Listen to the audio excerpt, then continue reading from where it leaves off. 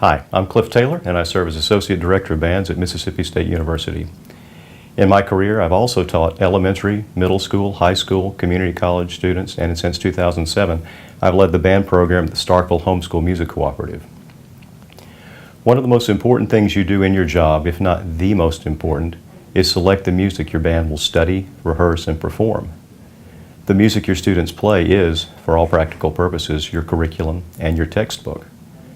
Unlike the other teachers in your school who probably have their math, English, science, or history textbooks selected by a district curriculum committee, you are responsible for choosing your curriculum each year.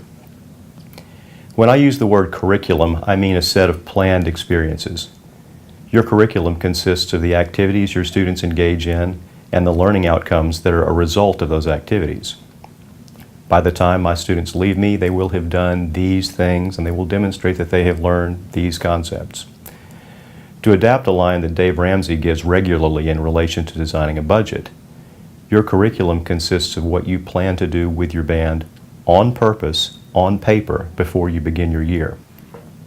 If you don't define the curriculum, it doesn't necessarily mean that no learning is going to take place. Of course it will. But what students learn is left to chance or whatever might come up in your rehearsal. You may be in the habit of writing lesson plans and defining objectives for the pieces you're working on, and that's an important and a good thing.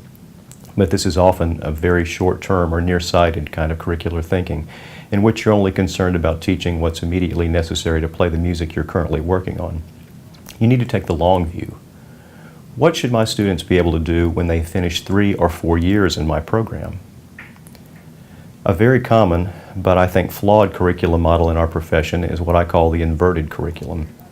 It's when your starting place is choosing the repertoire you're going to play.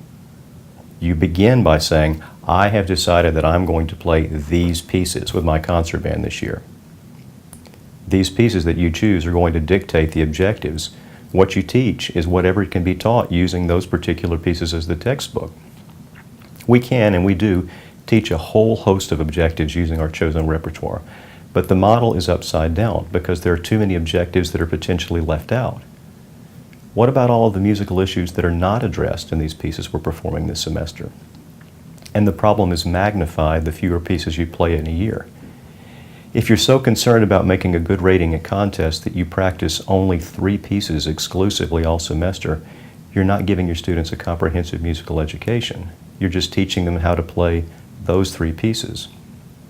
A better approach is to play lots and lots of pieces. As a first objective, teach your students how to play their instrument well in many keys, styles, and tempos. If you do that, really teach your students to play, you won't have to spend weeks and weeks to prepare 3 pieces. Teach your students to play, help them develop good technique on their instrument, and they'll be able to play their band music. An approach that's been used by many successful directors is using method books and pieces in a 3 or 4 year rotation. They recognize that they can't teach everything they want to teach in a single year, so they spread their objectives out over 3 or 4 years so that every student who passes through the program will be exposed to that particular concept at least once during their time in the program. I taught A, B, C, and D last year. I need to choose repertoire that's going to help me teach E, F, and G this year, H, I, and J next year, K, L, and M the year after that. If I'm not intentional and conscientious about this process, I might end up teaching A, B, C, and D every year and never get to anything else. So let's turn the model right side up. In a right side up model, you start with your objectives or learning outcomes, and then you pick your repertoire and other resources that are going to help you teach to those outcomes. Talking about what specific outcomes for your program should be is beyond the scope of this short video. But a good place to start is the NAFME or the old MENC National Content Standards. Speaking generally, you should begin with a set of broad goals, like by the end of the 6th grade year, every band student should be able to demonstrate fill in the blank. By the time they've graduated from my high school program, every student in the band will have learned and done the following things. From those, your objectives flow. From the objectives, you devise strategies to achieve them, and then you choose the repertoire and the method books and devise your own materials that are going to help you teach those objectives. The performance of the repertoire, both in rehearsal and in public, including at contest, gives you the opportunity to evaluate your students' progress toward meeting the objectives. You all went to college, And so I'm willing to bet that you have a few textbooks on your shelf that address band curriculum and have lots of examples you can steal. A few on my shelf include Scott Rush's Habits of a Successful Band Director and Patricia O'Toole's Shaping Sound Musicians. Shelley Jago's Developing the Complete Band Program has a great section on curriculum standards that I would recommend to you. And Lynn Cooper's book, Teaching Band and Orchestra, has examples of how to take broad program goals and derive specific objectives, as activities, and assessments. I'll also say that you don't have to bury yourself in this like you're pursuing a PhD in education. You're a music professional. Just make your list of what you think every band student should have done and should know by the time they graduate from your program. Think back over your own middle school or high school band experience. Do you think you got everything you wanted from your band director? If not, what was missing? I mentioned in my short biography that I've taught elementary school, middle school, high school, and college band.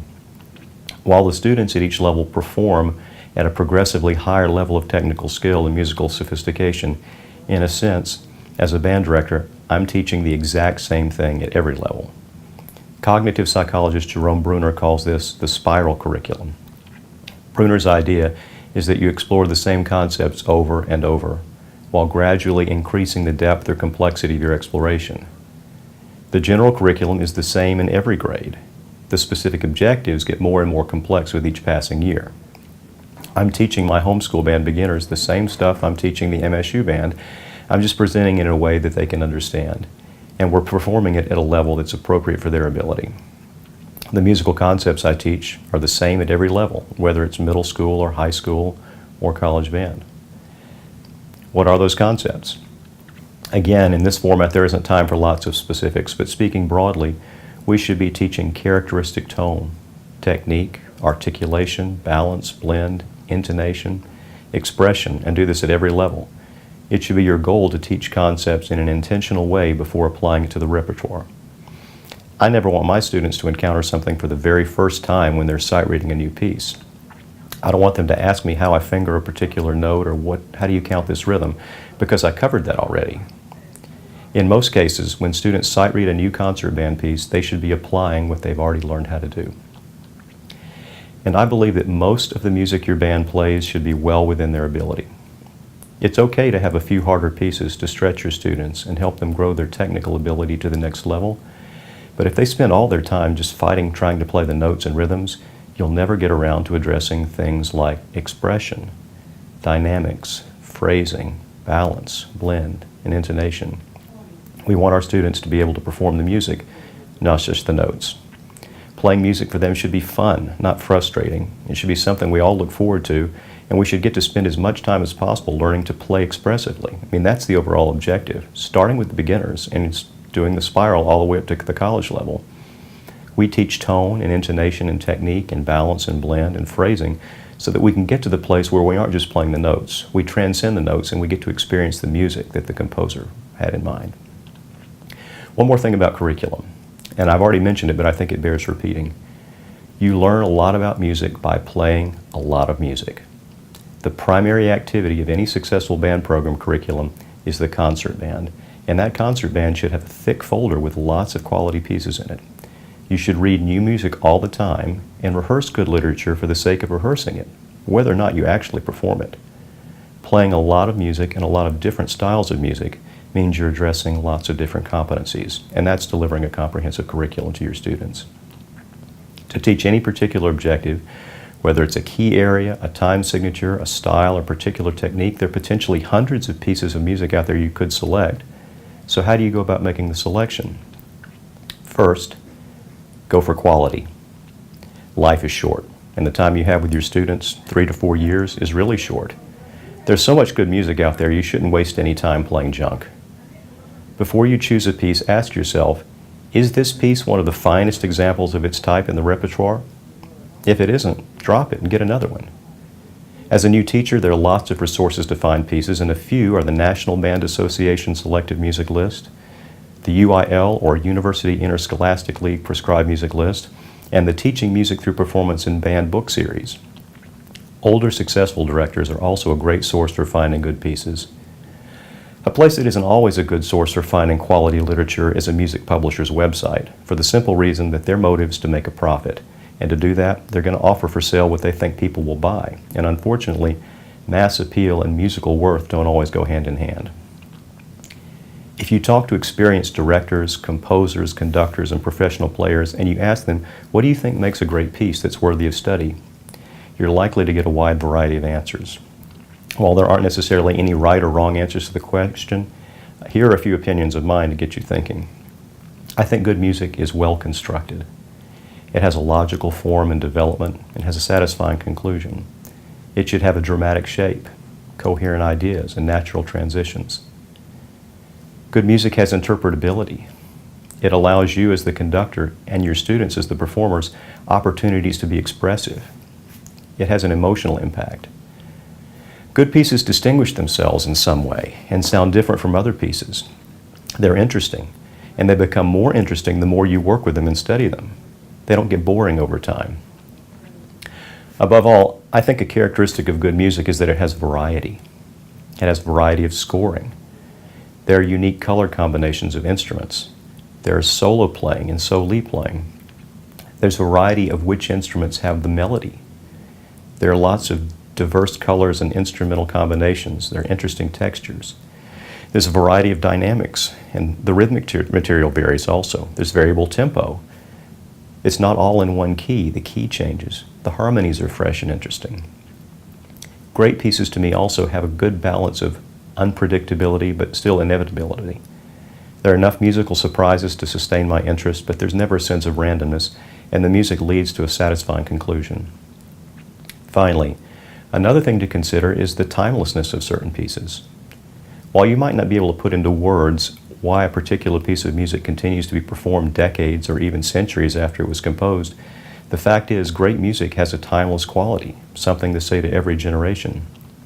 When considering a piece, in addition to asking the question, is this one of the finest examples of its type, ask yourself, can I see myself wanting to listen to this over and over again? Would I want to conduct it multiple times over the course of my career? I'd certainly say that there are pieces being written today that will be played for generations, but unfortunately, a lot of it's going to get played right after it's published and then people will forget about it. Our society is obsessed with acquiring whatever's the next new thing, and this seems to apply to the selection of band music too. So when an older piece continues to be played by successive generations, then that could be a sign there's something special about that piece and it's worthy of your investigation. If you teach at an older school that has a big music library, do some exploring in the dusty bottom drawers, and you're probably going to find some forgotten gems that are waiting to be taken out and enjoyed by your students. In closing, I would say that good music is available at all grade levels, even grade 1 and grade 2 music, and it's very important that we put the very best music we can in front of our students, because our goal is their musical understanding and growth. We don't have to play fluffy pieces of lesser quality just because they're easily understood by our kids or more popular with our kids. Reading comic books doesn't make kids appreciate great literature. Looking at children's refrigerator door crayon pictures won't develop an awareness of the beauty of the great masters of painting. And neither will you develop your students' appreciation for great music when you put shallow, inferior music in front of them. When our students graduate, they should remember the pieces they played and the musical expressions they had and experience. They shouldn't just remember how hard they worked or what their rating was or who they beat at the contest. Be sure to select music that's going to give you the opportunity to make music with your students and teach musical objectives. So, as you start the process of selecting music to play with your concert band, remember to begin with the end in mind. What do you want students to learn? Then select music that'll help you teach those things. And then make sure that what you select are compositions of real quality. My best wishes to you as you embark upon your teaching career. I hope you have many, many successful years and great memories of making great music with your students.